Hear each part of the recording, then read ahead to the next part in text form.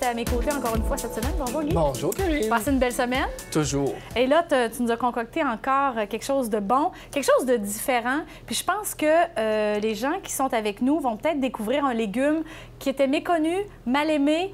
Moi, à la base, c'est pas un légume qui me fait triper, mais pour avoir goûté à ta recette précédemment, je pense que les gens vont découvrir l'endive. D'ailleurs, c'est un des légumes que tu vas utiliser aujourd'hui. C'est ça. Normalement, l'endive, on s'en sert surtout dans les salades.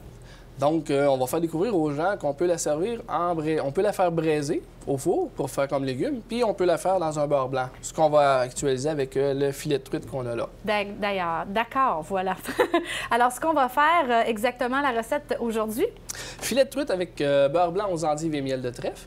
Donc, juste un petit peu de miel pour venir couper un peu l'amertume de l'endive, parce qu'on sait que l'endive est très amère. Si on la mange en salade, ça nous prend une vinaigrette qui est soit avec du sirop d'érable, soit avec du miel. On peut mettre du sucre, mais je préfère le sirop d'érable et le miel, plus naturellement. Alors, on va vous présenter de ce pas nos ingrédients pour concocter cette recette-là avec nous. Alors, vous aurez besoin de vin blanc, de crème champêtre, 15 de miel, miel de trèfle, c'est plus goûteux. On vous en reparlera un petit peu plus tard à l'émission. Le sel, le poivre, ça peut être un mélange de poivre, et du beurre qui a été préalablement mélangé avec de la farine. Là, pourquoi on l'a mélangé avec la farine? C'est pour être sûr de ne pas manquer notre beurre blanc. Parce que notre beurre blanc, normalement, c'est comme si on fait de mayonnaise. OK. Quand on verse l'huile au mélange, des fois, ça arrive que notre mayonnaise va tomber. On est obligé de la recommencer. Notre farine va faire tenir comme il faut notre beurre avec la crème aussi. Puis, on avait oublié les endives, naturellement, qui sont dans la recette avec la truite. Avec la truite. Bien, en fait, là, ta recette, dans le fond, on l'appelait... on va parler de la pièce de poisson qu'on a, la pièce de résistance. Oui, qu'on a fait tout à l'heure, qu'on a montré comment enlever la peau, naturellement. Moi, je préfère tout le temps prendre la queue de la truite. Là, pourquoi? C'est que si je m'en viens jusqu'ici, normalement, la tête serait ici. Les arêtes commencent ici. C'est plus tannant. Moi, j'aime pas avoir une arête sous la dent, dû au fait que je me suis déjà fait pogner avec une arête dans le gars. J'achète tout le temps les queues, ou sinon, je m'assure que ça soit bien désarrêté pour être sûr que personne n'ait de problème et se retrouve à l'hôpital. Excellent! Alors, on va commencer de ce pas avec ta recette, mon cher. Oui. Là, c'est drôle parce qu'on appelle ça une truite de mer. Explication? Truite de mer, c'est un genre de truite saumonée. Donc, sa vie est élevée. Dans les bacs, il y a les saumons et les truites qui sont un à côté de l'autre. Normalement, une truite, c'est à peu près ça de long, tout dépendant de ce qu'on va pour la pêche. Sauvage. Ça, c'est une truite d'élevage. Donc, on l'appelle soit la truite saumonée ou la truite de mer. D'accord. Alors, si on n'a pas de saumon à la maison, on peut utiliser quel poisson, Guy? Soit le saumon, soit la truite. On peut même y aller avec du thon rouge. Si on voudrait, la recette, les endives vont très bien avec ça. Excellent. Alors, c'est parti. Tu as besoin, tout d'abord, pour commencer? On va y aller à peu près ici. On va peut-être un 300 grammes. 300 grammes comme ça, à peu près comme ça. C'est bon, ça? OK, excellent. On va mettre juste un petit peu de PAM. Je marche toujours avec... je fonctionne tout le temps avec le PAM. Là, pourquoi? C'est que ça ne revole pas partout. Puis en même temps, on est capable de délacer comme il faut sans enlever l'huile. C'est bon. Normalement. Donc. Là, on a pris le temps soigneusement d'enlever la peau avant. Hein? Ça, c'est le gras, naturellement. Quand on saisit un filet, que ce soit une volaille, que ce soit un filet de truite, un filet de saumon, on y va toujours du côté qu'on va présenter au client. Moi, c'est mes clients. Vous autres, ça va être vos invités chez vous.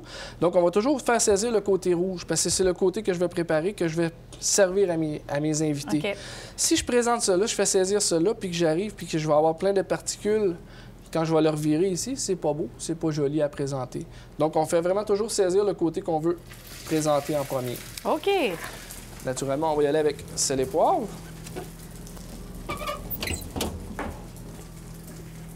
Sel et poivre toujours avant et après. C'est ça. Normalement, c'est en autant que ça soit goûteux puis que ça soit bon, tout simplement.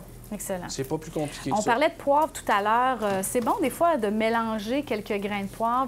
Ça amène de la couleur, ça amène de la saveur aussi. Il y a plus qu'une sorte de couleur. On a noir, vert, rouge, rose, hein? Rose, mais le poivre rose n'existe pas. C'est une baie.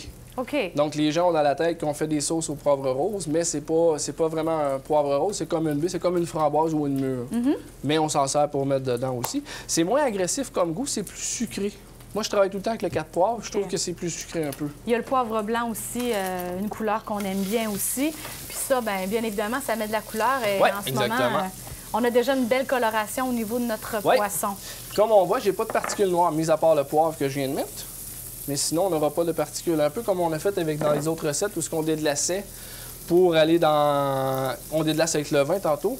Mais c'est sûr qu'on va aller chercher nos sucres, mais nos sucres, on les aura pas sur la façade qu'on va présenter à nos invités. OK. Là, pendant que ton poisson cuit, bien évidemment que ta recette inclut de l'endive. Oui, on pourrait l'en couper. OK. Je te laisse aller. On a choisi deux sortes Oui, d'endives. 2 sortes d'endives, une endive blanche et une endive rouge. Voilà. Libre à vous. Pour mettre de la couleur, hein, bien évidemment. C'est ça, exactement. Parce que le goût est sensiblement le même. OK. C'est juste qu'on va mettre de la couleur dans notre beurre blanc. Dans le fond, ça va devenir un beurre rosé avec l'endive, mais elle se décolorera pas. OK. Tu fais bien ça. Puis ça cuit bien, merci. Et ça cuit très bien aussi, rapidement aussi. Oui. Est-ce qu'on a besoin d'une poêle qui est assez chaude quand on va faire saisir on va faire, nos dans le fond, légumes? on va le faire saisir, on va le faire revenir. OK. La truite a rejeté un gras. Parce que j'ai montré tantôt qu'on avait le gras. Le côté gris, c'était le côté gras.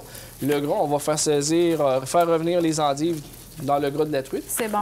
Puis en même temps, j'avais un peu de pâte. Puis après ça, on va déglacer avec notre vin blanc, mettre un peu de miel. Puis on va monter. En fait, à la maison, c'est ce qu'on essaie de faire. Hein, toujours de récupérer ce qu'on a, de conserver, de réutiliser. Alors, c'est un bon truc que tu viens de donner là avec le gras, que le saumon, oui. que la truite saumonée a dégagé. Je me prépare une poêle. Ça, non, on va la Ça va être déjà ça, oui. d'accord?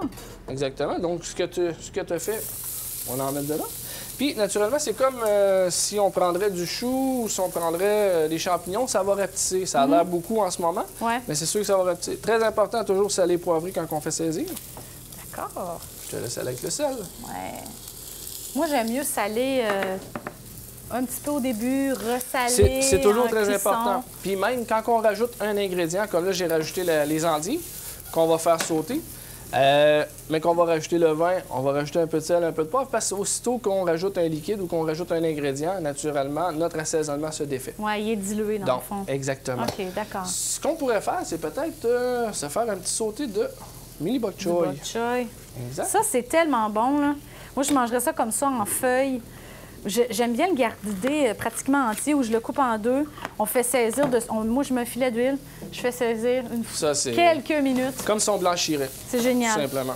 Mais là, tu le veux plus petit, par exemple, hein, pour oui, juste parce qu'on va se faire comme une genre de petite montagne pour accoter notre filet de truite dessus. OK, alors je te le coupe. Simplement. Je te le coupe en... Non, je vais le couper comme ça, je pense. Hein?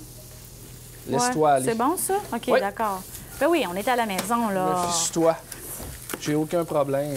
Alors, je coupe mes légumes, puis le bok choy, c'est rempli d'eau aussi à la base. Oui. À la base du légume. Exact. Puis c'est bon de garder le côté croquant aussi. Pas trop cuit. Pas trop cuit, côté croquant pour garder les vitamines aussi du légume. Puis en même temps aussi, sous la dent, c'est moins pâteux, ça va être plus croquant, ça va nous donner un petit goût. Moi, ce que je vais faire, je vais juste couper un petit peu d'oignon rouge. OK. Pour rajouter avec les endives. OK. Puis après ça, on va pouvoir déglacer avec le vin blanc. C'est bon. Là, je te rajoute le bok choy tout de suite avec les endives? Non, on va le faire dans un autre poêle. D'accord. Avec juste un petit peu d'huile, sel, poivre, tout simplement. OK. Je peux m'en préparer une tout de suite? Oui. OK. Oh, oui. Le feu est déjà ouvert. Oui. C'est chargé de tout ça? Ah oui. D'accord. Filet d'huile. On prend de l'huile d'olive. L'huile d'olive, oui. Que ce soit extra vierge ou régulière, il n'y a pas de problème. Dans le fond, c'est le mini bok choy qui va nous donner notre goût. OK. Je te prendrai le vin blanc, s'il te plaît. Oui. On va déglacer. Comme on voit, les endives, on les a bien braisées, sont caramélisées pour donner du goût en main. Là, on va déglacer avec le vin blanc. Donc, on va aller chercher le sucre de la truite qui était dans le fond avec notre vin. Puis, on va laisser réduire, comme on expliquait dans les autres émissions. Là, pourquoi qu'on laisse réduire le vin blanc? C'est pour faire évaporer l'alcool. OK. Parce que si on a de l'alcool va donner... On a déjà l'endive qui est amère un peu.